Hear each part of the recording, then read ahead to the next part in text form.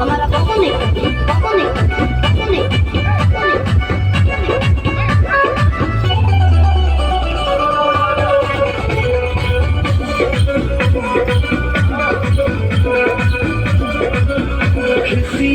नहीं सियालू कहे गरम आलू तो फेंक देलू आलू कहे